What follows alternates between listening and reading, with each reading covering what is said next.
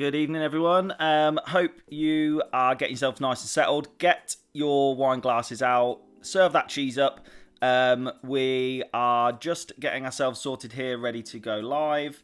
As you'll see on screen, we do use Slido as well. So if you've got your phone in your hand, you can scan the QR code on screen, or you can visit slido.com and enter the event code SG Wine Tasting.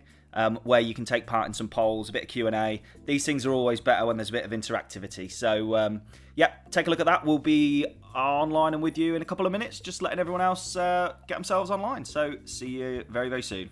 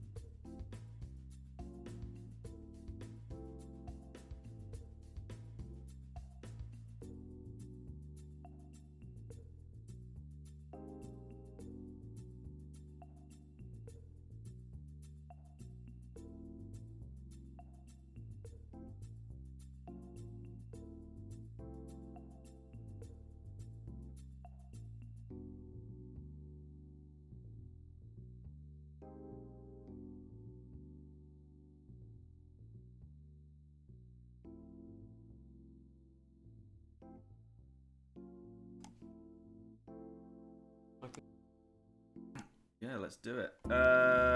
Right, so evening. We're about to get started. I've got a measly little cheese board on the go here. That's a disgrace of a cheese well, board. we've got grapes, we've got crackers. I didn't know if you were going to go cheese purist or do you want a bit of? What is that? We've got all of our 3 cheeses. I've cut it up so that it's bite-sized, nibbleable cheese through the. It looks like scraps to me. I mean, we've got customers out there who've bought cheese, Sam. So you know, yes, you've got scraps. You got the ends of the wedge. This is what happens when you don't pay for it. Shall I go get the wine? Yes, grab the wine. Right. So as I mentioned before, guys, we have Slido going tonight where you can do some Q&A. We've got the chat in YouTube as well, which we'll try and keep tabs on. But mainly, if we can use Slido, that's great. I'm going to put that back up. You go to slido.com and put in the event code SG Wine Tasting, or you can scan the QR code that's on screen now. So we're going to get ourselves some wine poured. What you need to do, get started with wine number 1. So it's the yellow labeled wine 1. We're starting on the whites. So that is wine number 1 in their yellow label. Get that one poured out. We'll be starting very soon. Here's that Slido code again for you. And yeah, get yourselves online. A few more to join, but we'll only be another minute or two just to let them get themselves on and connected.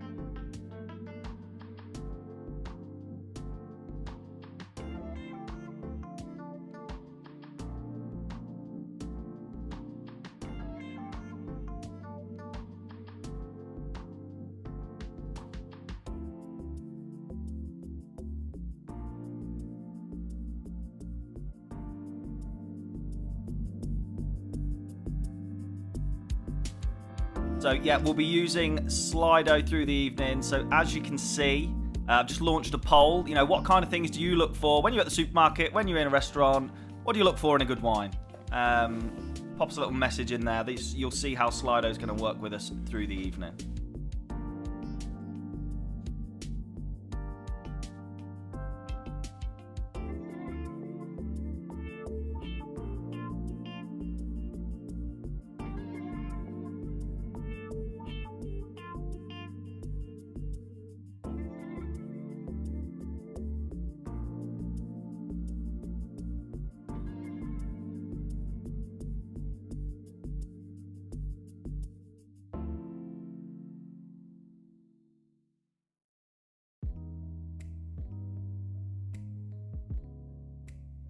Wonder what we're getting at with comfort there. Maybe comforting, like a red wine, like warming in the winter, maybe. Nice comfort. I don't know. Or maybe comfortable as in so that they know what they're getting. Yeah. So not too dry. Arty label. Well, there's nothing wrong with a good label. No.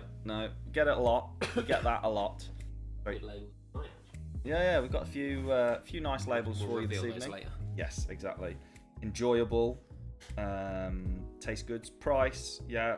Not too dry. You found they're dry, not dry wines. Well. Okay. Right. Okie dokes. Right. So yeah, as I say, get white wine number 1 poured out in your glasses. So that is pouch 1 with the yellow label. Wine 1. Get it poured. Start drinking. You don't need to wait on ceremony here. We're just. Oh, that's nice. That. Yeah. Get it poured. Get it poured out. Right. So, Sam, how is tonight going to... As you can see, if you've done one of these before, myself and Sam are in the same location this time. So we've got a very slightly different tech setup than we normally do. So bear with us on that. But how's tonight going to work? How's tonight going to work? Well, if you've been here before, you'll know how it works. We've got 6 wines. 2 whites, a rosé, 3 reds, and hopefully they are going to be stuff you've not tried before, something that's a bit more interesting, a bit more new, and that you've not sampled maybe in the past. If you have, great, but I reckon we've got some pretty interesting new stuff here. We're doing wine and cheese tonight. We thought, let's pimp it up a bit. When was the last time we did one of these? August, end of August. August. Yeah. Somebody had most of September off to get married or something. Well, you know. So yeah, we've pimped it up as we're back after a little bit of a hiatus, and we've added some cheese. Cheese and wine, match made in heaven. Always. Bottom line here is all cheese goes with all wine, but we are going to talk a little bit tonight about why cheese goes well with wine, and also what wines go well with what cheeses. But we'll keep that fairly loose. To be honest with you, all cheese is good. All cheese is good. Little message there. I'll just say, what's the Slido code? So Slido.com, and then the code is SG Smash Grapes SG Wine Tasting. SG Wine Tasting. Cool.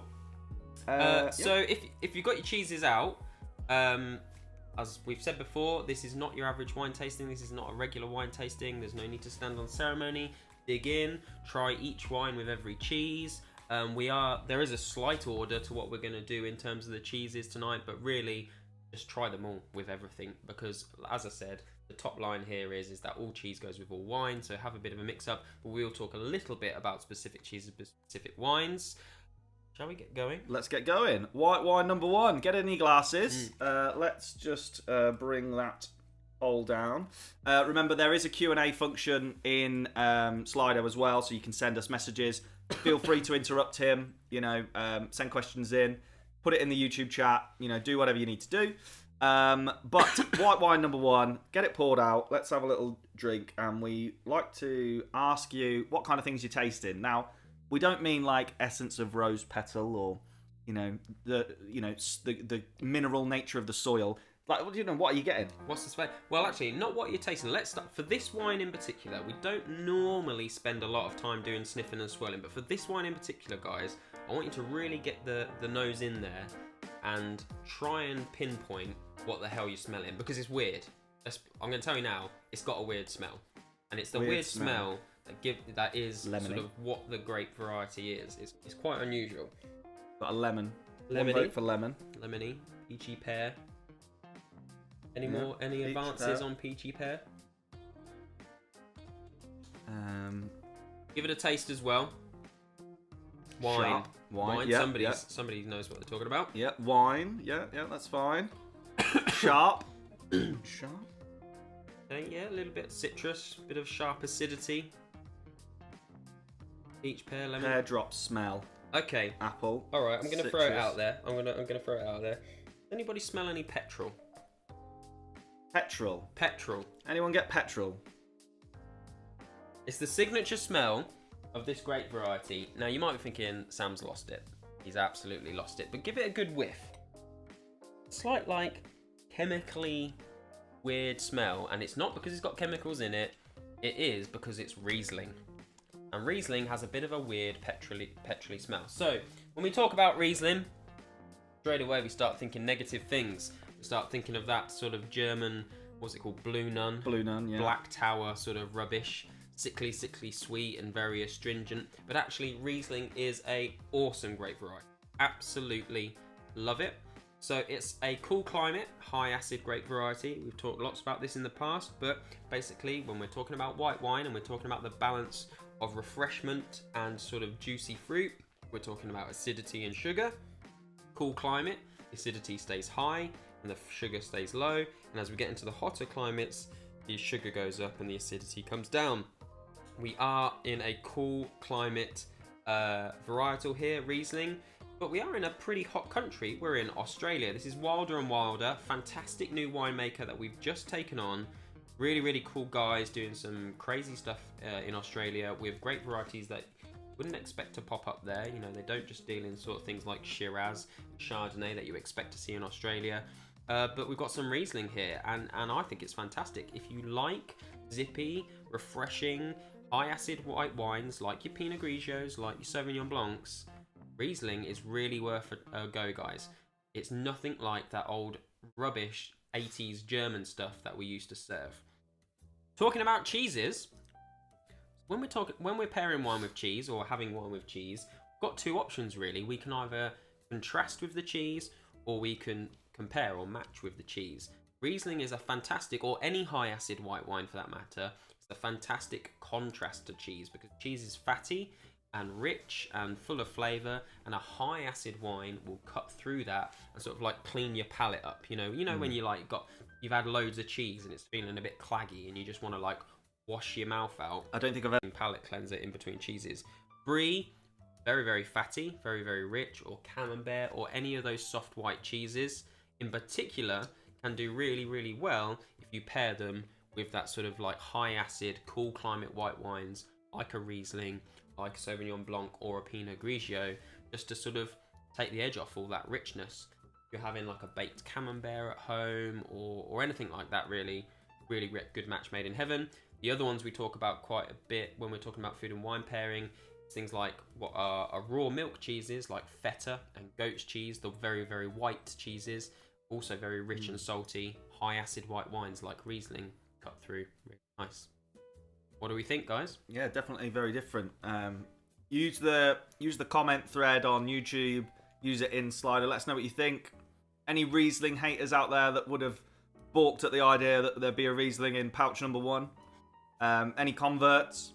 We always like to hear that if anyone's not normally a fan but has enjoyed it. Let us know. Again, if you've got any questions, just ping those over as well. We obviously can't see you, so we do rely on you getting in touch either on Slido or using the YouTube chat as well, which we can see. Excuse me. Yeah, no, it's nice. It's nice. It's very different with the cheese actually as well. Yeah. I'm not a massive white wine drinker. I'm getting into it, and I'm one of those people that would call white wine sharp, and I thought this was quite sharp. But as soon as I had it with the cheese, it definitely softened it down completely. They meet in the middle, yeah. So you've got that sharpness. There's no doubt about it. Of all of the white grape varieties, Riesling is up there, and it even be the top, to be honest, when it comes to sharpness. And what we're talking about when we say sharpness is that high acid, because it's a cool climate varietal.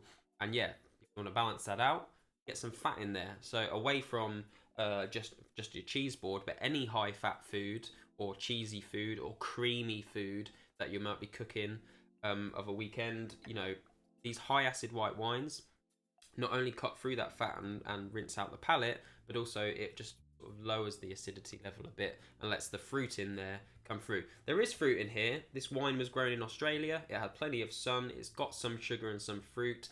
Generally, it stays in the lemony lime sort of characteristics. So if you remember again, in the past, we've talked about as the climate gets warmer and the sugar level goes up, we start off with, in the cooler climates anyway, citrus fruit flavors like lemon and lime. As it gets warmer, we might move into more like stone fruit flavors like peach and that sort of thing. As it gets warmer still, we'll move into more tropical fruit flavors. And so as our country gets hotter, the flavour of the wine will change. With Riesling, even though we are in Australia, the Clare Valley, it's a cooler, they use altitude to keep it cool. We are in that lemon lime territory. Cool. High acid citrus. A few people saying they're converted, few people like it. Nice and fresh, not sure about the cheese. I hope you're going to run through the cheeses and what they are. Yeah, absolutely. What was Tracy there saying? Converted on the wine. I think it's great with blue cheese though. But yeah, I mean, any wine with any cheese. Blue cheese, we're going to get to that towards the end because I think blue cheese goes really well with bigger, chunkier reds, and we'll come to that in a bit. Those softer, whiter cheeses with slightly milder flavours but high fat content, I think a high acid wine goes really well with it. Would not usually pick a Riesling, but this is very good. Riesling for me is probably the grape variety that gets like condemned before anyone's tried it because of just that horrible period. Yeah. Like where we were just like stocking things like Blue Nun and Black Tower and Australian. Is it Lieber for Milch or something? Lieb for Milch. That's German, isn't it? Yeah, like yeah. Hock and all that kind of stuff. That sort of stuff got a terrible name. And what was going on there, by the way, is what they were doing is they had really, really high acid white wine, and so they thought, well, UK consumers aren't going to drink this, so we'll just bang a ton of powdered sugar in, and it tastes all sickly and sweet, as well as still being sharp. The balance is terrible and makes absolutely awful wine. This Riesling, it's got natural balance. It's had just enough sunshine to get some sugar in there, but still maintained the acidity. Very good. We got a 2 out of 3 star rating from someone as well. Good. Nice. What is the brie? I can't remember. The brie is a Somerset brie. I can't remember the Somerset actual brie. brand. Yeah, it's a Somerset brie. Yeah. We've got a Cashel Blue, which is Oh, a love nice. Cashel Blue. Yeah, love Cashel Blue, and it is a kick-ass cheddar. Kick-ass, strong cheddar. Would it work with fatty meats like a duck? It might get lost on. Yes, it will cut through the fat, but it might get lost on the rich flavour of duck. So with duck, you're absolutely, because of the fattiness, you do want high acid, but you want high acid reds. We don't really actually have any high acid reds tonight, particularly. But for example, Pinot Noir from a cool climate can be quite high in acid and still have that red fruit flavour. So yeah, high acid reds with a fatty meat like duck can be really good. Brie is going down well with wine one, says Dave. Excellent. So brie, obviously particularly famous in Somerset, but we brought it over from the French, is what we call a soft rind or a soft bloom cheese. So if you've ever wondered like what the white, slightly furry bit on the outside is, Rindy bit, yeah, that's so basically what they do is they take a form of bacterium called Bevibacterium, and they spray it onto the outside of the molded cheese. And it sits on the outside and it works its way through the cheese to the inside to make it all soft and gooey, and that's where all the flavours come through. When you're talking about cheese, it doesn't sound as appetizing as it tastes because it's all like bacteria and stuff, but basically, yeah, soft rind cheese. Generally with bries and other soft white cheeses, it will be sheep's milk far more than it is cow's milk, or goat's cheese, but it can be cow's milk as well. And yeah, so basically the bacteria works its way from the outside of the cheese, where that soft, furry white bit is. That's where it's living through into the center of the cheese to create like those.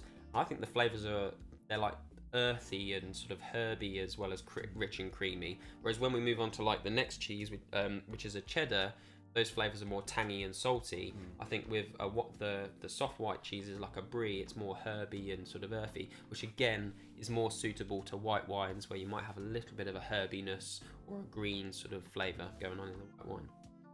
All right, so get number one drunk, finished. Get your glasses empty.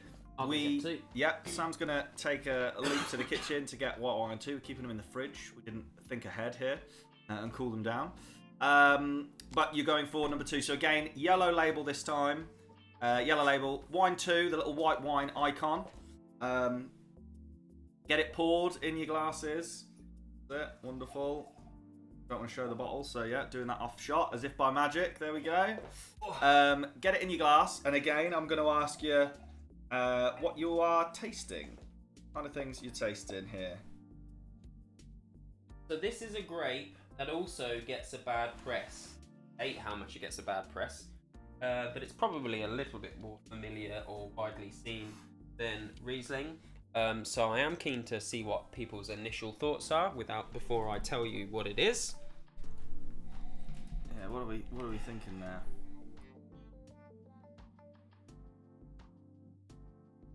A lot bigger.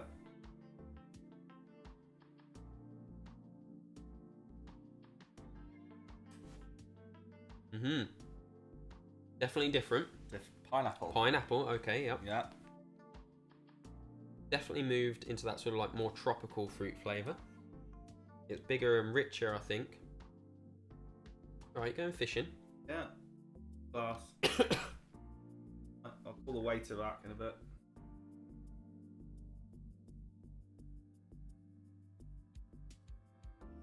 Pineapple. Yeah, what else are we getting in this one? Sweet, tropical, sweet. Yeah, so, excuse me. So, this is a great variety that saps up the sun a lot easier. Don't tell him yet, Saps up the sun a lot easier. So, this wine, actually, despite being from...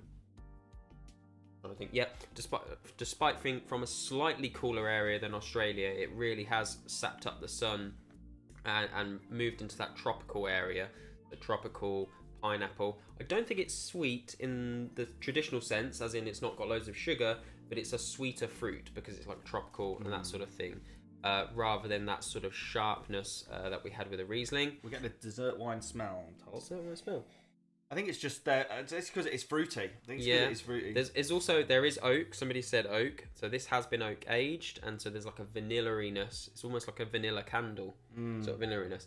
Anyways, so Going back to wine and cheese pairing, so you can either contrast, or what you can do is compare. You can match, and so when also doing wine and cheese, you can also find wines that match up to the cheese. And Chardonnay is a fantastic example of a rich, creamy, buttery white wine, great variety that you can match up to your cheeses rather than contrast. This is more in your alley, Dan. So if you haven't quite had enough cheese, you haven't filled yourself to the brim with cheese, want to have some liquid cheese on top, you know, so rich and creamy. Chardonnay, when it gets plenty of sun, and we're in Chile now, in the Central Valley where it's super hot, when it gets plenty of sun, gets ripe and rich and fruity, and then you bang in some oak as well, and it becomes rich and creamy and vanilla-y. This has also had what we call time on lees. So that's where they leave the yeast in for a bit after the fermentation is done. Stir it up every now and again, and that adds to the richness and the creaminess. Now, if you compare this with a brie, we're now sort of talking like in the same ballpark. We're no longer contrasting the two. We're actually sort of comparing the two. They're in the same flavour profile. What are we saying? So this complements well rather than contrast with brie, yeah? Exactly. We're no longer in palate cleanser territory. Yeah. We're sort of like saying, here's some brie. Why not have some liquid brie on top? Like all the brie. This wine does have acidity. You know, it's got a hint of refreshment. You know, and a good winemaker, and they're fantastic at it in Chile actually, will get all of the sun and get the wine nice and ripe and fruity, but still maintain the natural acidity in the wine without having to use additives. So you don't feel like overwhelmed by it. Recently, I've been experimenting by buying a few of the sort of very well-known branded big chunky Chardonnays that have a ton of oak in. For me, like you'll notice with those, like there's no balance, so it's just full of vanilla and like rich flavour, and there's no acidity at all. After a while, it's like too much. It's literally like you've had too much cheese. It's a bit overwhelming. I think this has got a nice balance. Oh, it's good. I think it's quite nice with cheddar as well. Yep, it can go well with a cheddar for sure. What are we thinking? Comments, chat, Slido, use it all. Just to remind you, if you haven't got Slido going yet, you can scan that QR code. You can go to slido.com on your phone, and you can enter the event code SG Wine Tasting. Bit sweet for me. Sweet, okay. Yeah. Fine. It's very full and fruity. It's very rich. It's not really the sort of wine that you could drink on its own a huge amount of. It's quite full on. I mean, it's 14%, so you would struggle to drink a vast amount of it. Yeah, it's right at the peripherals of what white wine can be. You know, it's a bit of a beast. James and Becky, never thought I'd like a Chardonnay. Well, there we go. Good news. That's it. Yeah, I think if you were going to just drink this with a cheese board, you'd want plenty of stuff on that cheese board. Not like this shit. I mean, come on. No. Is 14% typical? Seems high. It is high. Absolutely, it's high. It's about as high as you want to go for a white wine, really. ABV with a wine just is basically, you know, the amount of sugar that was in those grapes before they got turned into wine. The more sugar there is, the more alcohol we'll get. And as we've already spoken about, get that sugar, you need ripeness, you need sunshine. So generally, hotter climate wines will get more sugar in them. That sugar will turn into alcohol, and there'll be higher ABVs. With white wines, excuse me, like I said, they want to maintain some acidity and some freshness. They'll try and keep that down a bit. The 14 is really quite high for a white wine, absolutely. Alistair says, think they prefer 1 over 2. Okay, cool. Julia loves this one. Mandy and Janine, very smooth for a Chardonnay. And yeah, keep your questions coming, keep your comments coming. Get your glasses emptied out, and we're going on to number 3 next. Growing on me, had to get used to it after the zingy acidness of the Riesling. Yeah, very opposites. Yeah, absolutely. Another love for the Chardonnay, another preferred number 1. You know, if it was me, I quite like. I mean, I'm a red wine drinker, so I like big, chunky drinks. So I think this one slightly tips the scales, I think. Yeah, this one is actually, now I'm thinking about it, this Chardonnay is such a beast at 14%, and it's rich and stuff. maybe cheese is not quite enough. I'm actually thinking this is a nice like turkey dinner wine. Yeah. This is a nice Christmas one because you know, rich fatty turkey, all the other stuff that you get with a turkey dinner. If you don't want to drink red wine with your Christmas dinner, I think this Chardonnay would be quite good for that actually. It's quite a beast. Good tip this time of year, because as scary as it is, Christmas is not far away. Can't wait. We need to start thinking about our Christmas table offerings and things. But yeah, nice Chardonnay for the Christmas table. Always goes down well. Right, so get wine number 2 drank and glasses clear. Let me have a look. We're going on to number 3 now. Don't worry, after 3 we'll give you a little 5-minute respite. Don't panic. But number 3 is the Pink Label this time. Pink Label, little glass of rosé in the middle. Yes, we are going rosé. We're going rosé. Paul and Denise, yeah, I think you're right about the dinner. Yep, Chardonnay. We did a Chardonnay that was Christmas turkey approved last year, didn't we? Yeah, it was white Burgundy. Yeah. Well, no, it wasn't Burgundy. It was just outside of Burgundy. Languedoc, French Chardonnay, similar style, little bit of oak, little bit quite rich. This is bigger than that. Yeah, I guarantee once this gets poured in glasses, we're going to get a lot of comments about how lovely the colour is. Yeah. Tell you, we're going to get so many. Oh, what a lovely colour! What a lovely colour. Will you remind us at the end what all the wines are? Yes, absolutely. We will send them all round on email, because we'll be 6 glasses deep of some fairly high percentage wines. So when you wake up tomorrow, you can remember which ones they were. We'll also show you how to find them on the website in a minute. And we will also make sure that by the morning all of your wine tokens have been applied, which I'll show you how to do as well in a break. Roger had not been expecting a rosé on a wet, dark, nearly November evening. There we go. Yeah, I mean, I think rosé is a year-round drink, isn't it? If you're in the right frame of mind. Absolutely. I big advocate for rosé any time of year. I actually think rosé is pigeonholed in this whole idea of it being a summer wine. It's a fantastic all-rounder.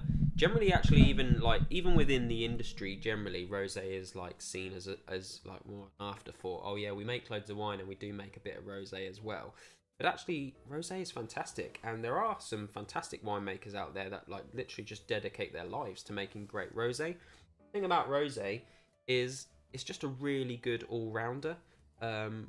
You know, you can drink it on its own, we know that, in the sunshine, but actually it goes really well with lots of different types of food. This particular rosé that we've got in front of us now is in the Provence style. It's not from Provence, but it's in the Provence style, and the particular grapes that go into the Provence style rosés are really good foodie grapes that you see in their red form paired with lots of different foods, but it makes a fantastic all-rounder.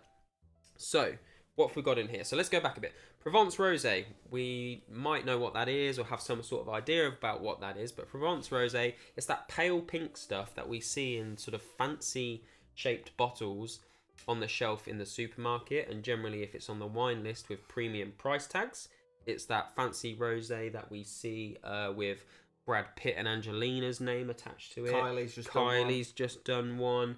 I think Graham Norton? No, good looking actor that everybody loves. The other one, not Brad Pitt. Clooney. Clooney's just bought a vineyard down there as well.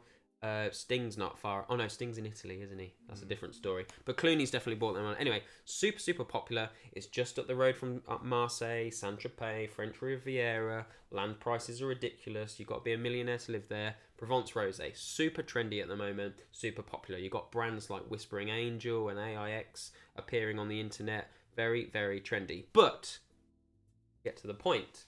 Provence Rosé is very simple. It is always a blend of 3 different grape varieties: Grenache, Cinsault, and Volley or Vermentino, as it's known in Italy. 3 grape varieties. It is always those 3 grapes. Nothing more, nothing less. And it's grown in the south of France. But if you want to just move slightly further north, south, east, west, on the opposite side of the Rhone River, They're also in the south of France, in the Languedoc. They are also growing tons of these grapes and turning them into great rosé. Montrachet is the one you've got in your glass this evening. It is 100% Cinsault, so it's not a blend of the three. It's just the Cinsault. But often, like the next year, this wine Montrachet Rosé might have one of the other two in because they do grow all of them down there. It's grown in the same way, in the same style, made into the same type of wine, but without that premium, prestige, trendy area price tag. So if you like Provence Rosé, but you don't want to get robbed, this is a fantastic wine for you. Julia in the chat, that loves Whispering Angel. This is good too.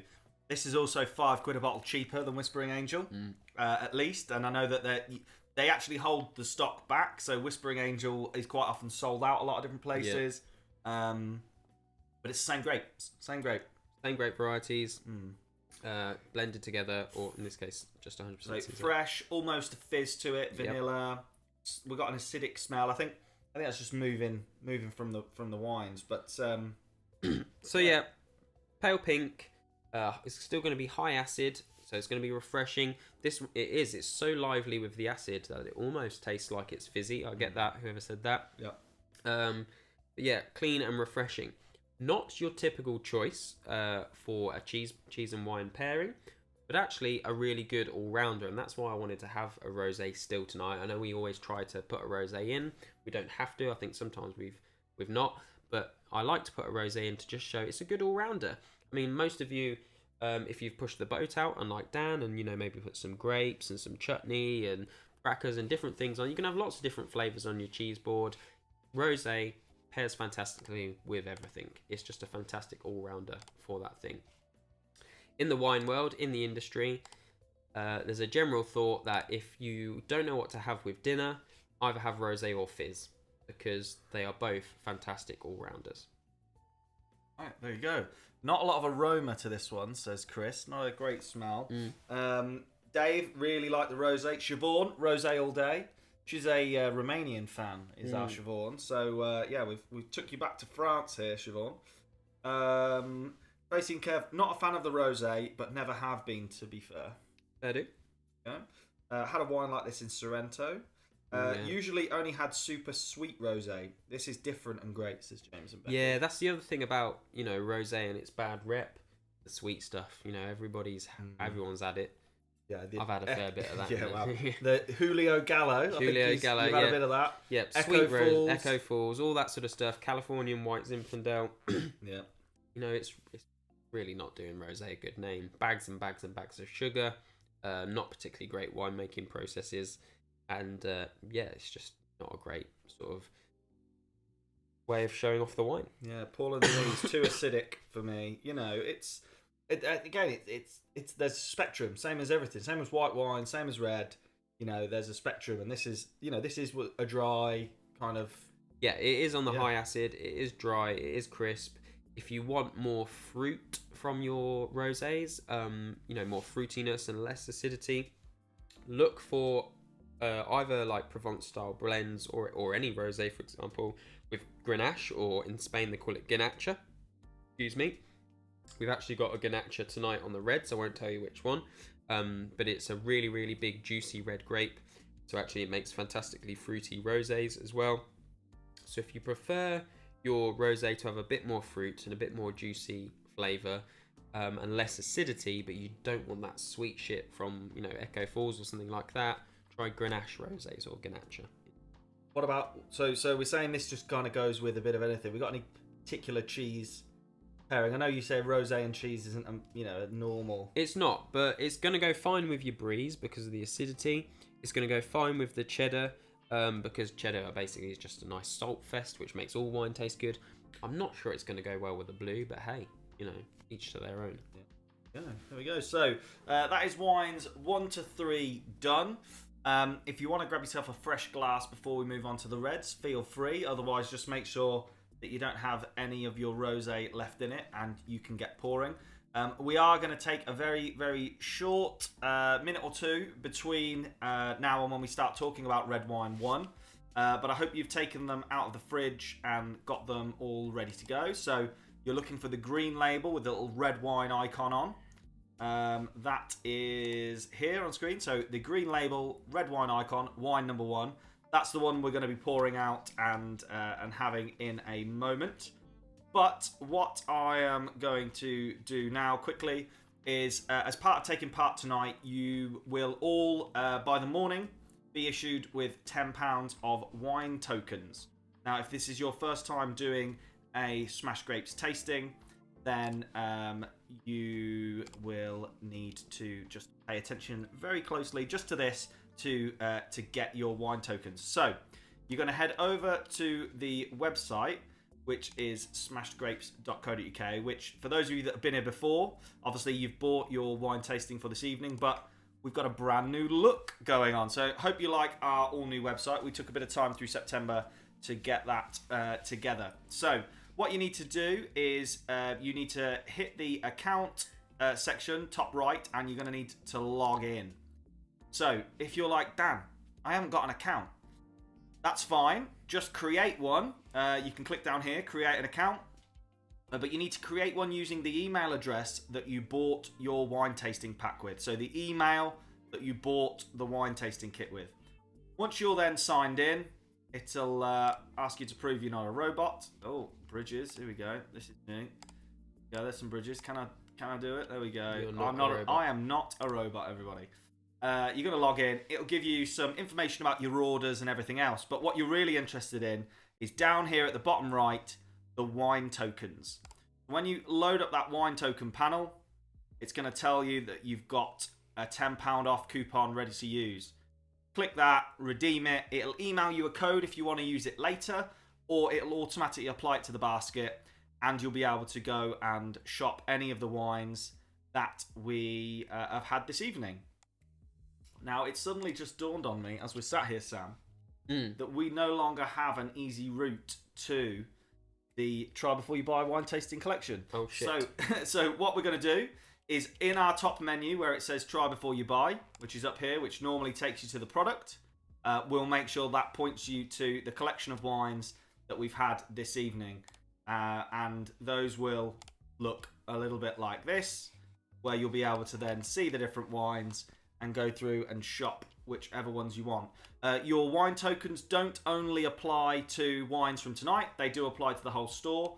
So if you take a little look at the way we've arranged things, we've got some lovely categories we've put together for different scenarios when you might want to have a little drinky poo, grill master, Netflix don't spill, I've got the girls coming around for a little sip and bitch. Or our categories here for if you love. So if this is one of your first tastings, you're still not quite sure, but you like the way we talk about wines, and you want to put a little bit of trust in us, but you like any of these styles of wines. If you like a Malbec, take a click through. You can see we've got a couple of Malbecs in there, but then we've put some of our suggestions for other wines you could try that we think you will love.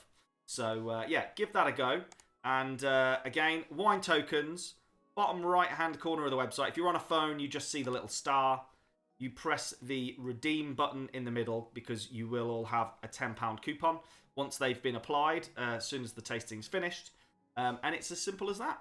You will have £10 credit there to go and pick some of your favourites. Again, you don't have to select the wines from tonight. You can choose any wines that are on the website. So red wine number 1 then. We need to get You're well behind. I know. Yeah. Right, red one. Where are we?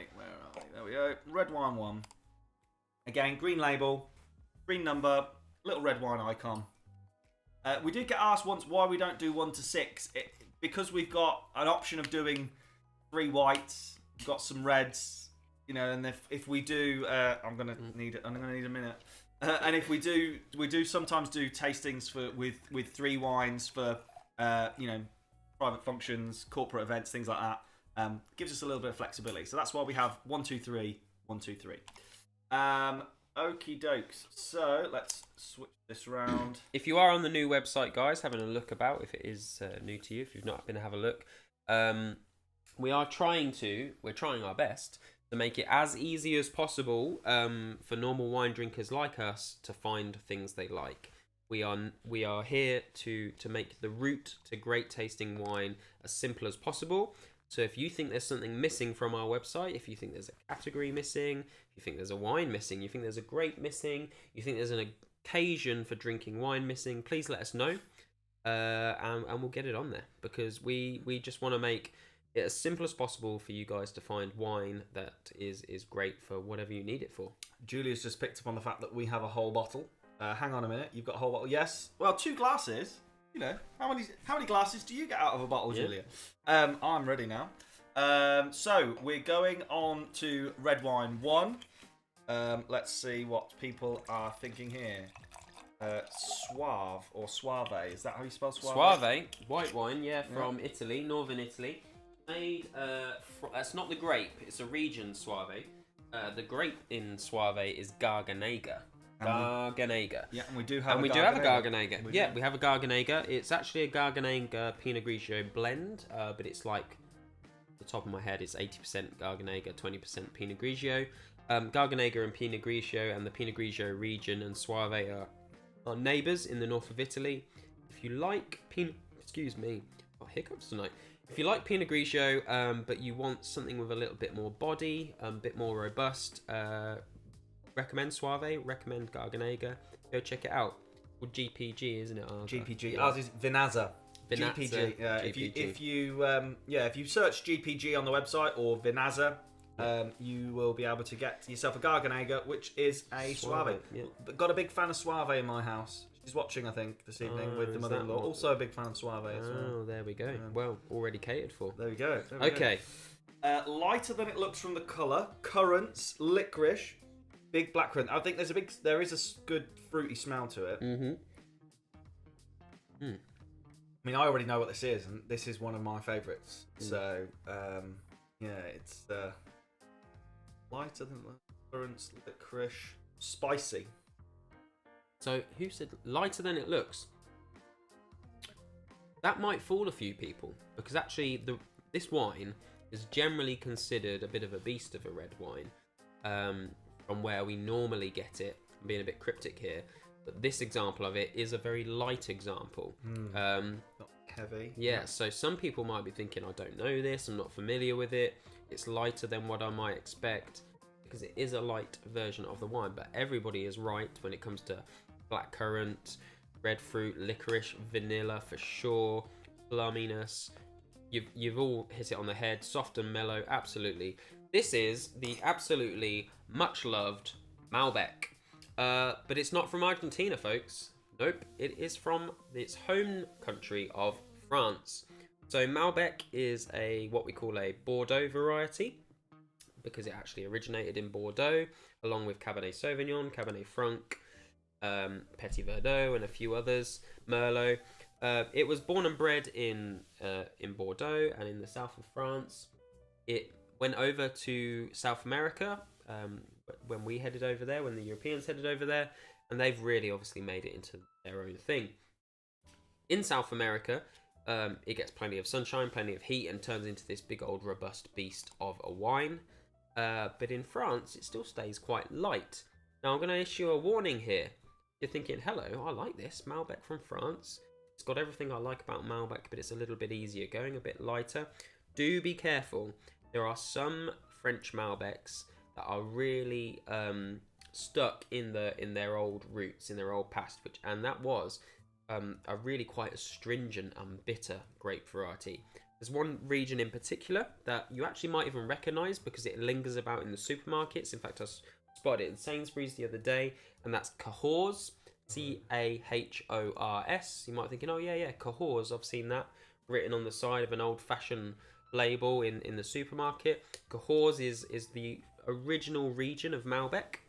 So all Cahors wine is Malbec. Bitter, astringent, not very nice, not good. It's I don't know, maybe, I mean, there must be people out there that like it if Sainsbury's have got it on the shelf, but I wouldn't go there. So you've got to be careful. But the Languedoc, as we've talked about many times, huge region in the south of France, huge amounts of grape varieties there. They do them all very, very well. Plenty of sunshine, ripening wines. This is a fantastic example of Malbec. Malbec, as well, of course, when you get it from South America, when you get it from Argentina, fantastic with steak. for me, is a really good wine to go with cheddar. Why is that? Well, the one thing that Malbec lacks, it's got silky smooth and fruit and blackcurrant and stuff like that. It's lacking that thing that we talked about at the beginning, acidity, freshness. It's very silky, sort of velvety, but there's no like bite to it. Cheddar, really, really acidic. If you have a bit of cheddar on its own, without any wine, it's quite acidic, isn't it? Yeah. It's got a bite, especially this one. It's got a real bite to it. And so the two, I think, work quite well together because the saltiness in the cheddar just makes the Malbec's fruit lovely and juicy and sweet. But there's an acidity and a bite. And that's the thing about Malbec. It hasn't got a bite. It's so smooth. It's almost too smooth, you know, and the cheddar gives it a bit of bite. And it's Montrachet again, you know, a wine producer we work with. We've got a number of their wines in. The rosé was Montrachet. If you like a white wine with a big bit of, you know, guts behind it, we've got a lovely Viognier from Montrachet. Again, fantastic wine. But yeah, we've got the rosé, which we tried third, and this Malbec. Again, it's lovely French Malbec. It's really, really nice. I like this one. I mean, I love an RG Malbec. We've had some fantastic ones in. Yeah. So RG Malbecs generally have loads of oak as well, so that vanilla richness and stuff. This has got almost no oak in it. It might have a whiff of oak in there, but it's basically almost none. The French don't tend to do that with Malbec. They keep it quite light. I think this is like 13%. Yep, 13%. Excuse me. Whereas the RG Malbecs might be a bit heavier. It is a really nice light alternative to what we generally expect from Malbec. Send ham with the cheese. Send ham, okay. Fair play. We didn't have a lot of time to prep our cheese board, but I've got a Serrano ham joint that I bought in Lidl with a board and a knife. We could have had Serrano ham on the go. We could have had crackers. Yeah. So a little bit about cheese, guys. So cheddar, we all know what cheddar is. Christ Almighty, we all love a bit of cheddar. Cheddar, like wine, has an aging process, and so generally, if the word mature is written on there, it's had 6 months of aging or more. And if you see the word vintage written on the side of a packet of cheddar, by law, that means it has to have had at least 18 months of aging. What does the aging do? Well, unlike, say, your Stilton, where you've got mould, or even Brie, where you've got mould, there is no mould in cheddar production. It's drying out. That's all it's doing. So I don't know if anybody's had a particularly mature cheddar in the past, and they can almost taste... we can taste the salt crystals. It's almost crunchy with salt. That is because the moisture has dried out of the cheddar. So cheddar, when they're talking about aging, literally what they're talking about is drying that cheese out. So when you move from like your mild block cheddar from the supermarket that you might put in the kids' sandwiches, it's got a rubberiness to it because there's moisture still in it. Move up into mature cheddar, it's slightly more dry and crumbly. Get to vintage, 18 months, super dry, and you get those lovely crunchy salt crystals come out. Yeah. That's lovely territory for wine because that saltiness is just going to make the fruit in your wine taste amazing. This is a very strong cheddar, so that's why you've got those kind of crystals going on in there. And it's quite crumbly as well. Very nice, very nice. So yeah, we've got a lot of love for this one. Chris and Roger as well in the chat, loving the blue cheese. Yeah, Cashel Blue, fantastic blue cheese. If you see it, it'll be on a deli counter rather than, in the cheese aisle. Fantastic blue cheese. Definitely get involved. Look at the legs on that, someone said. Anonymous. Yeah, it does have a bit of legs. Bit of legs. I think they were talking. Probably talking about you. Paul and Denise, love it. Great start with the reds. Great cheddar cheese snacks. Depending on what snack, there's a variety of cheese snacks out there. Oh, is this what you sent them? Yeah. So there's a variety of stuff. So there's Emmental. Yeah, we've got Emmental. I think we've got a cheddar one there. There's a red Leicester. There's goat cheese. Someone's fed the dog the goat cheese ones. Oh dear. Not too good. B and Mark, not a fan of red and not a fan of strong cheddar, but these two together, yum. Yeah, again, it's a balancing act. It's a balancing act. That is the thing about wine and any food pairings. I don't want to get too heavy on this sort of stuff, but basically, any wine pairing, but particularly with cheese, it sort of stands out. It's that balancing act. If the wine has too much of one thing and the food not enough of the other, excuse me, bring them together, balances out, really nice. I mean, I don't know if we're getting a rare insight into someone's home life here, but they've got the Eastern European sausage. And Christ almighty. it's going amazingly well with the French Malbec. Eastern European, yeah, fantastic. I mean, I am a big fan. Whenever we go to one of the high street European discount retailers, I won't name names. I treat myself to a little Polish Cabanos. Big fan of those. What a snack! What a snack! If you've not, Cabanos with a K, fantastic little snack. There's some East European sausage that we can all get around. Yeah, there we go. Tracy and Kev loving this one as well. Right, so get red wine number 2 poured now, guys. Red wine number 2. Keep the questions coming. Keep the comments coming. We are on track for time, so we're not racing ahead or rolling behind. So I feel like we're racing ahead. Yeah. No, we're not. 15 and a bit minutes of wine. That's our normal pace. Fine, it's fine. Sam has taken a COVID test. He's just got that super cold that's going around at the minute that a lot of people out there are suffering with. I think no one had a cold for like 18 months, did they? It's one thing to thank masks for. Yeah. But it's coming back with a vengeance. A lot of people suffering at the minute with the dreaded super cold. Don't have kids. They come back from school. His kids have just started nursery as well, and anyone who's got a kid will know that that just means germ fest. And in our house. Tertiary infections there. Right, wine 2, get it poured. Let's have a little go. What are we thinking? Let's see. What are we tasting? See, that's a bit of me, that. Very much a bit of me. And I'm a big red guy. Big red. Big fan of the red. And I already know this is going to be... Me and the blue are getting friendly here.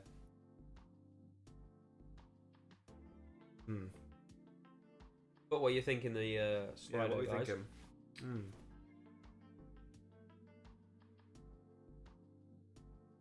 Yeah, that's fantastic. Like that. That's a bit of a corker, that. Yeah, what are we tasting? Meaty. Meaty. I mean, is that meaty in the sense that it's a nice chunky red? They're still talking about that Eastern European sausage. Yeah, not a fan of red, but really like number 2. There you go. We're putting question. A lot of people who are out there say they're not a fan of red. What is it about red wine? And wait till I clear the poll off and you can go into the question. What is it about red wine that we don't like? Because I think that you often get that, don't you? People, I only drink white or I only drink red, and yeah, obviously they're very different drinks, but there's certain elements to them that if you steer in a certain direction, you can get rid of the things you don't like. So when we put the Q&A back up, let us know if you're not a fan of red wine or not normally a fan. What is it about red wine that you don't like? That'd be a good one. Berries and oak. Berries and oak. So when we're talking about red wine and we're talking about cheese, for me, when you start getting into heavy red wine territory, what the red wine needs to be doing is kind of acting like a chutney. And so if we think, well, what is chutney? It tastes really great with cheese. Excuse me. It's cooked fruit, isn't it? It's cooked, reduced fruit, and that sort of thing. That is exactly what you've got to look for in your wines. You want a red wine from a hot country where the grapes have been absolutely cooked out on the vine, turned into a wine, rich and concentrated and dark and fruity, a bit of sweetness for sure, and but plenty of plenty of kick. So when you're moving on to those like heavy cheddars or those big bastard blues, that's when you've got to move into hot country and big red wines, and that's when it's a match made in heaven. There's absolutely, it's obvious why port and cheese goes really well together, because that is exactly what port is. It's concentrated sweet red fruit flavour with plenty of alcohol, and that's why we really enjoy it. But you can get that from red wines, and Christ, I don't know if it's this one, but one of them's 15% tonight. We're almost in port territory here, so we want red wines from hot countries that are super, super concentrated. Also, there are certain grape varieties that just have a tendency, when they hit that sun, to go what I call jammy, concentrated fruit flavour, and Grenache, or Garnacha as it's known in Spain, is one of them. So this is a Garnacha from Catalunya in Spain. If you're wondering where the hell that is, basically, think about Barcelona, sort of slightly way down from the top, and then go inland a little bit. It's kind of like if you look at Spain as a body, it's like where the heart is. So sort of slightly from the top and down a little bit on the right hand side as you look at the map. A little bit further inland is Rioja. It's a very, very tiny little region. In Catalunya, basically, it's not, nobody knows what's going on in Catalunya in terms of winemaking. It's completely off the map.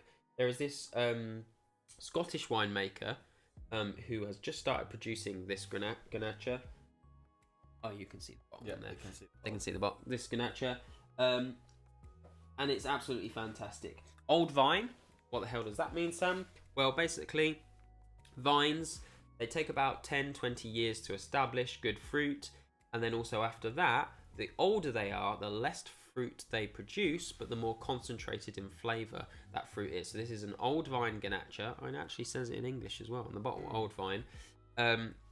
Grenache has generally been bad pressed in the industry because of its tendency to see a little bit of whiff of sunshine and turn to jam.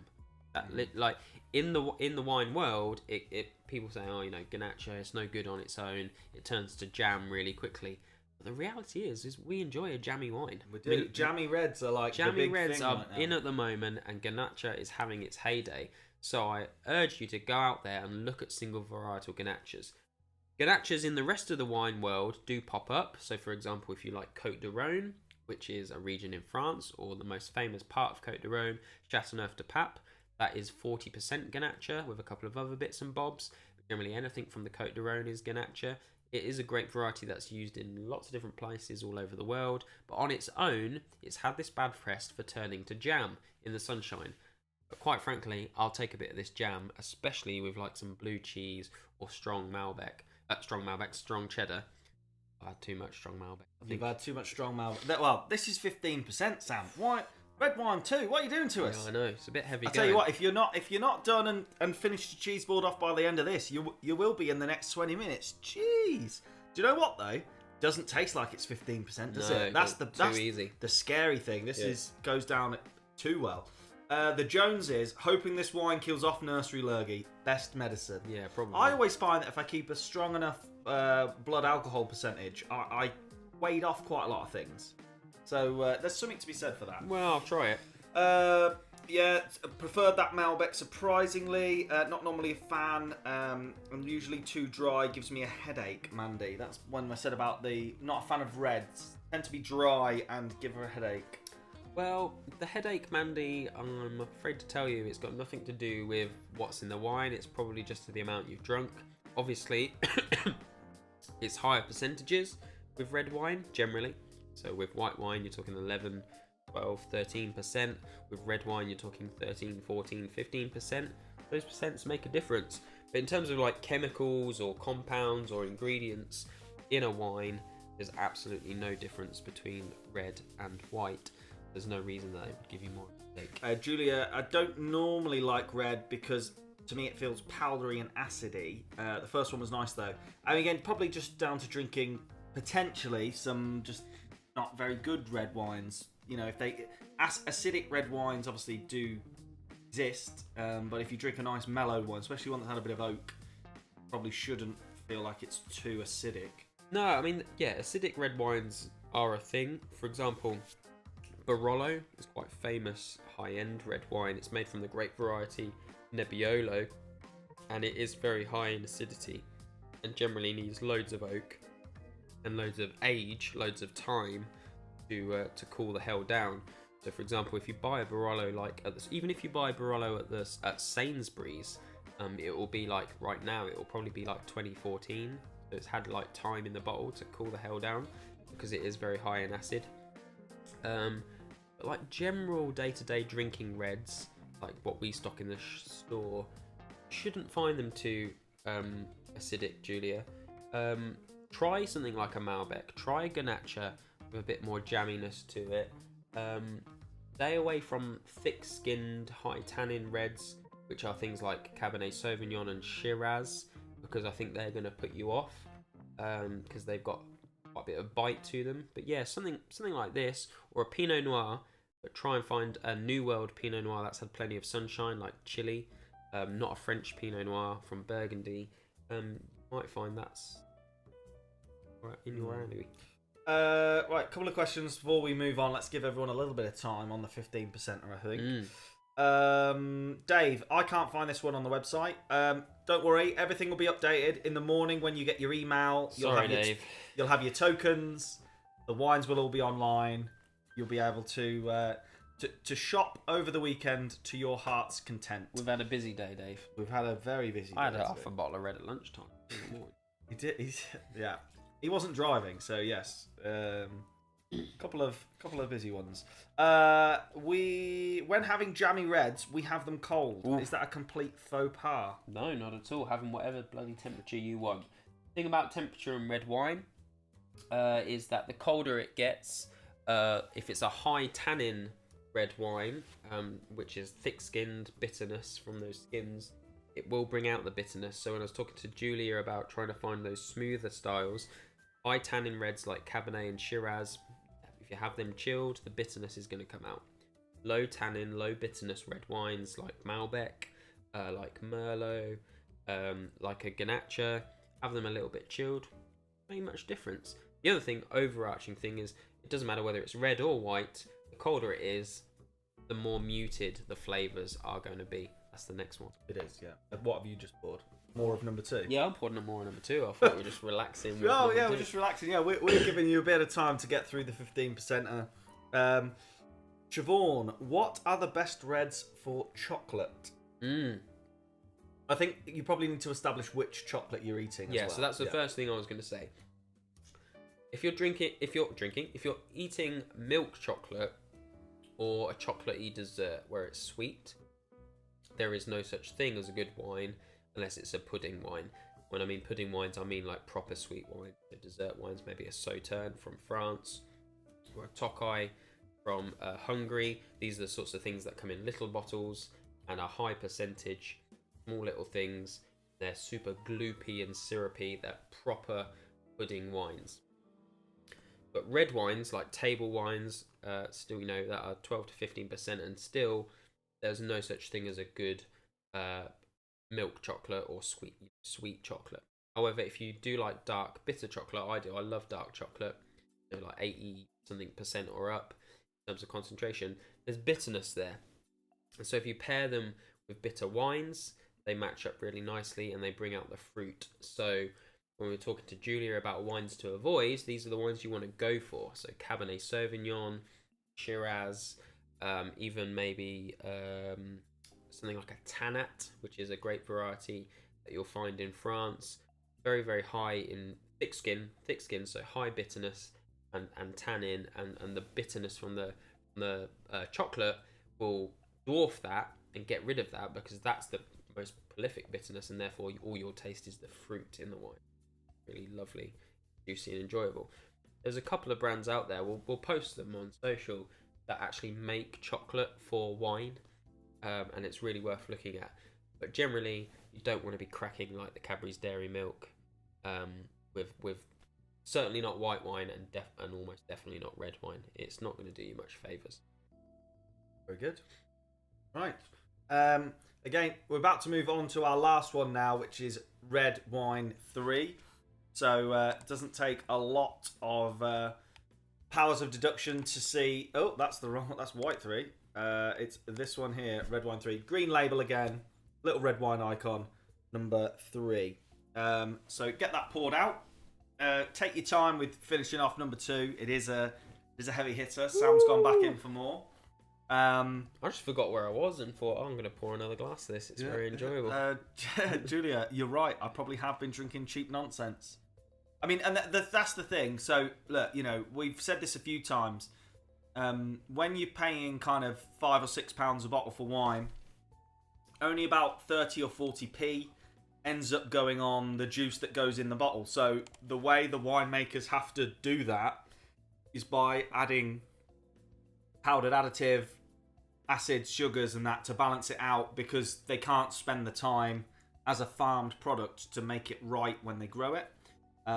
But the reason that it's only 30-40p a bottle is because of the way that wine is taxed. Now, obviously, Rishi's probably not your best mate enjoying a 15%er. Obviously, by the 2023 tax is changing on wines, so your higher alcohol red wines will become slightly more expensive. Lower alcohol fizz white wines will become slightly cheaper, which is becomes a sliding scale, which okay, makes sense. But the way wine duty works at the minute is it's fixed, so it's whether the bottle's £5 or £5,000, it's exactly the same amount of money.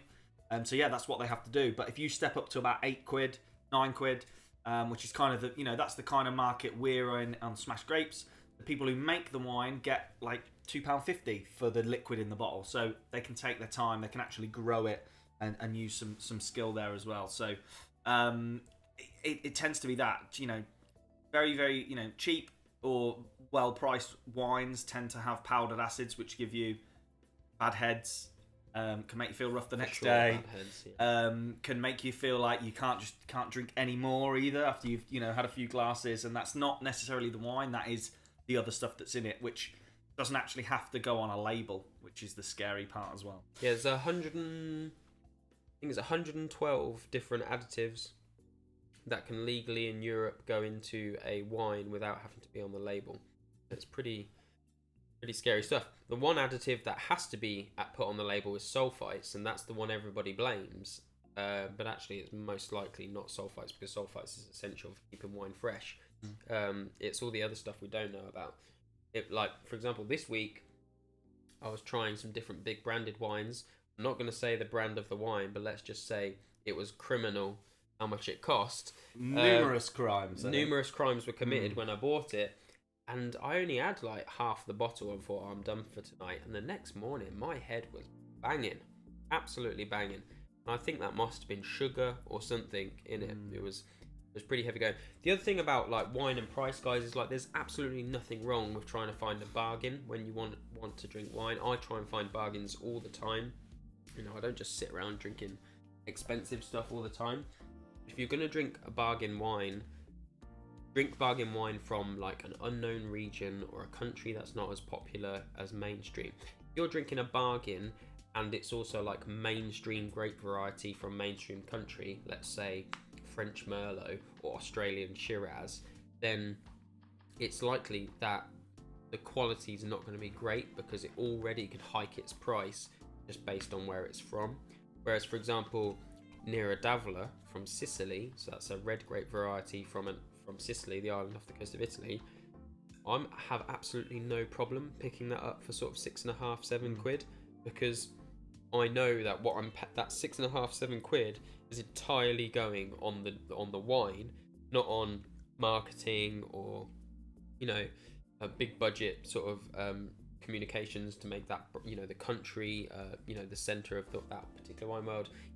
Countries spend money making wine famous for them. Australia spends money doing it, New Zealand spends money doing it. So yeah, long and short of it is, if you're going to try and buy a bargain that no one's heard of. Wine 3, please, Sam. Oh shit, yeah. So yeah, a few people getting involved here. 40, vanilla, blackcurrant, plum. This is another one. Get your nose in.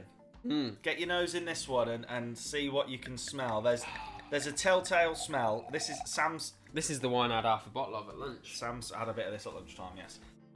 Red 2 is lovely, says Alistair. Just working out if I prefer 2 or 3. I mean, I don't personally smell it, but I know it's a telltale smell. I mean, I kind of get it. Play-Doh. Do you know what? I get that. Whoever put Play-Doh, yeah, 100%. Enough.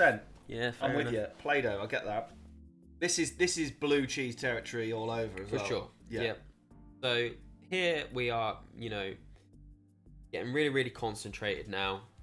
Hot country, big chunky grape variety with thick skins. It needs to get baked in the sun to mellow out. And what you get is real concentrated blackcurrant flavors.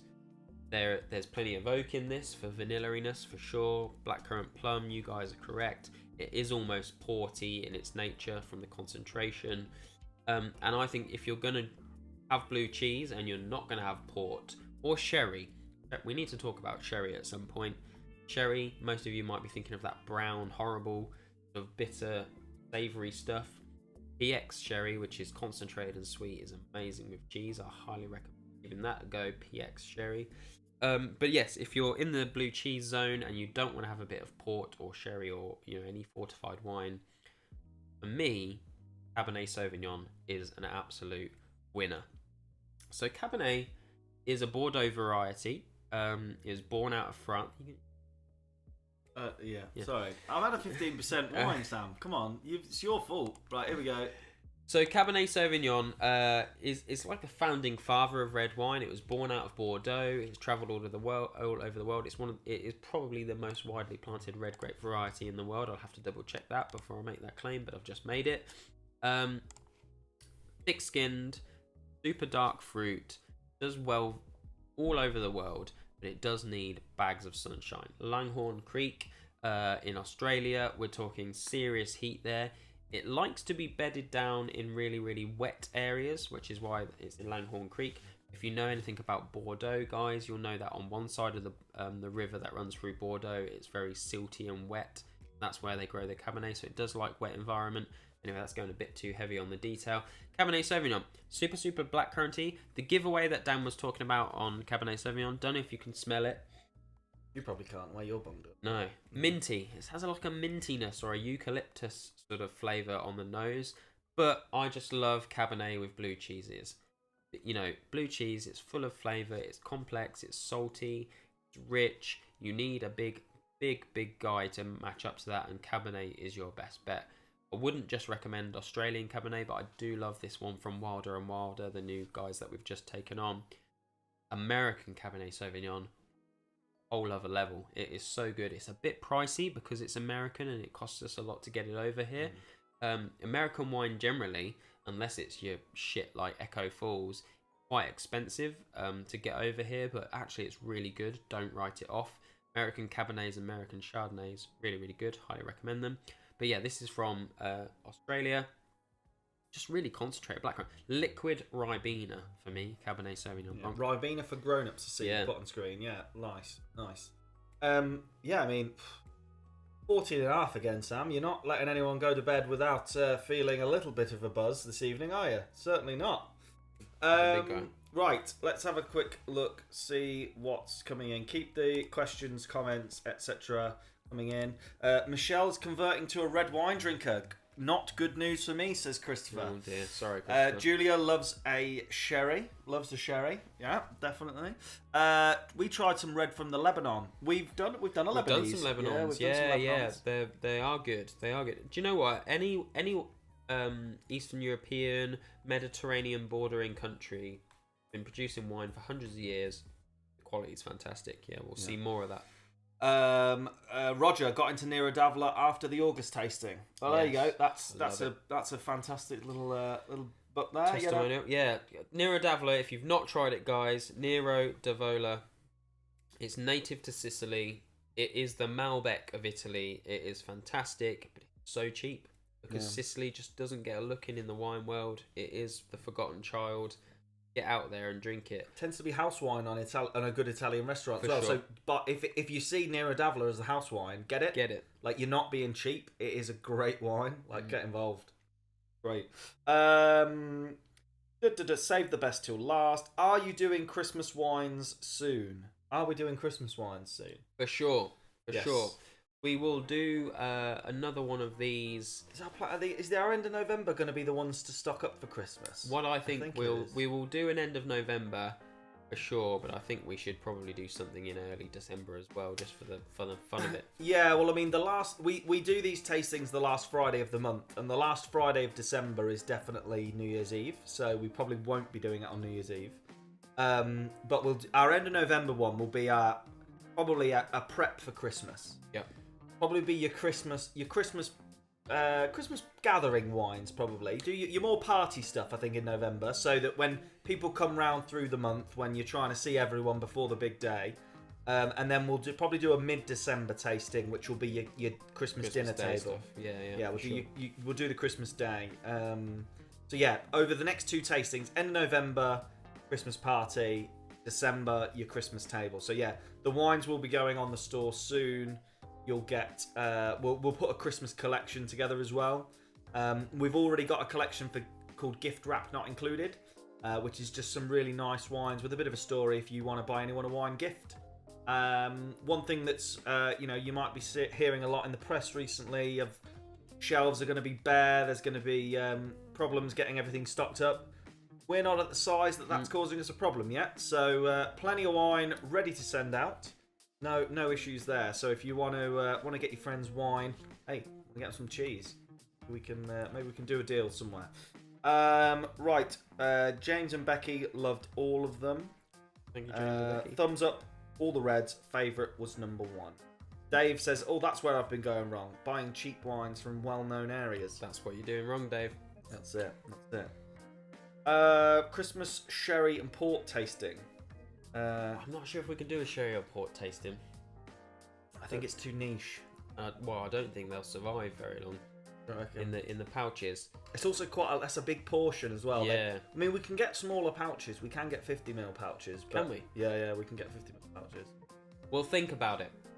Or we could do one of them maybe as a port. I would definitely like to put a sherry or port in our tastings, but if we put 100 mils in one of our normal pouches, it would end up costing a fortune and wouldn't work. But if we can do a 50ml, then maybe that would work. Guess you can't do sparkling in these packs, but can you include them in recommendations? Yeah, we've got a few outline recommendations when it comes to sparkling. Yeah, sure. So sparkling wine, I wish we could do tasters for you guys, because sparkling wine is something that I'm really, really passionate about, because sparkling wine is a racket in this country, and it's owned mostly by Champagne and then Prosecco. Champagne claim to be the best in the world. They're not, but they charge you a fortune for it. Prosecco, it's the thing we all default to, and now we're getting overcharged for it, and it's not very good. The reality is that the world of sparkling wine is vast and wide, just like any other type of wine. There is so much good stuff. Me and Dan have been trying lots of different bits and bobs. We've just put a Dorello on the store, which is another type of sparkling wine from Italy. It's far better than Prosecco. The quality's better, but if you are a Prosecco drinker, you're going to absolutely freaking love it. Get on there and get some of those in for wherever your next party is. It's fantastic value for money, but not ripping you off like Prosecco does. We've also just listed Peralada from Spain. So Peralada are a winemaker in Spain, in Cava, who makes sparkling wine for the Spanish royal family. They're a massive deal in Spain, super important. Nobody have a clue who they are over here because of the dominance of Champagne and Champagne's marketing budget. It's amazing, and I 100%, with all my experience and qualifications, will tell you that this stuff stands up to the best champagnes money can buy. We're talking Dom Perignon, Attinger, Veuve Clicquot. It's the same grapes, made in the same way, same bottle, with the same bubbles, but it's from Spain, and therefore it's like, what, a quarter of the price? Yeah, it's $14.99. Yeah, and I think if we get that's for the Stars Nature, which is the really special one. But their opening one I think is a little bit cheaper. Their pink fizz is amazing as well. They've got we have just taken stock of the touch of rosé. Yeah, so that will go on the shop in the next few days. So if you like a rosé fizz, rosé prosecco is obviously, or the rosé sparkling is a big thing right now. So that will be going on to our fizz section very soon. But yeah, we've got the two. We've got the Peralada Stars, the Brut, and the rosé going to be on there. If your Christmas, like mine, is an absolute fizz marathon, then there is absolutely no sense in buying champagne, whatever price you can manage to find it at. Please, please, please, grab a bottle of the Cava now, try it, see what you think, come back and buy 20 bottles for the Christmas period, because it is so good. These guys are seriously undervalued, but actually the quality is amazing. Julia in the chat, I bought the Dorello after you recommended it last time. Lush, amazing. Thank you, yeah, thank you very much. No, the big we sell a lot of that now. It's becoming a big thing. I mean, the thing I found is that obviously so much prosecco's being drunk. It's getting cheaper and cheaper and cheaper in the supermarket, and that's not because we're buying more of it. It's because it's just getting worse quality. Yeah, it's completely different making methods. So Prosecco is produced by making a really cheap, horrible base white wine, carbonating it, just like Coca-Cola carbonate their fizzy drinks, just inserting gas. But actually, champagne and other sparkling wine makers, it's a whole other process that's natural.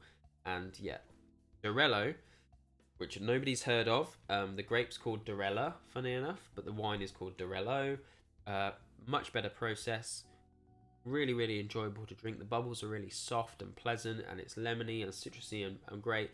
It's the sparkling wine of Northern Italy, in the sense that if you walk into a wine bar in Northern Italy and ask for a glass of sparkling, that's what you're going to get. If you walked into a wine bar in Northern Italy and asked for a glass of Prosecco, they'd laugh at you. And they'd say, no, we save that for the Brits. Yeah, we send that out. We get rid of that. Yeah. We get rid of that. Any other questions, guys? Anything else? Throw it in the YouTube chat. Throw it on to Slido. 6 crackers tonight. Many thanks. Yep. Well, Oh, I thought they were talking about a cheese board for us. I did for a second, but Yeah. that's because I've had 2 glasses of nearly 15% wine, Sam. Thanks for that. Thanks for choosing that. Yeah, any other questions? Wine, life, throw it in. We're feeling conversational. Throw them in the chat or in the thread there. As I say, we're going to do an end of November is our next tasting. We may keep the cheese. We've had a few requests saying the cheese is just a good shout. We can keep the cheese. Hey, why not? Why not? We could do that. So let us know if you think cheese was a good shout. We can keep that on. Should it Different stay cheeses. or should it go? Different cheeses for different occasions. James and Becky, I work with Julia. She recommended this. It's been amazing. There you go. Thanks, Julia. Thank you very much. And thanks, James and Becky. The cheeses are divine. Not a question, but after 6 glasses, I feel it's important. Who doesn't like cheese? Cheese is I always. so good. Do you know what? There's 2 things in life where I question whether you can trust someone before I even know anything about them. Do they like cheese? And do they like animals? I feel like people who dislike animals and cheese, I have to question whether I can trust them. Any sparkling reds? Yes. Yeah. Yes. Lambrusco. Remember that? Yep. Lambrusco is one of those things, again, that's had like a terrible name because of the sort of shit we used to drink in the 80s.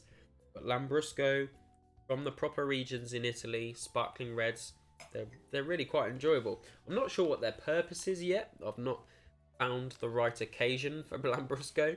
But they're nice wines, for sure. I took a Lambrusco once to a party. I was like, oh, God, try this. They all looked at me like I was absolutely insane. But it is enjoyable. Australia is knocking out some sparkling Shiraz at the moment, which is really tasty. But again, I don't know what it's for. I don't know where it sits in the world.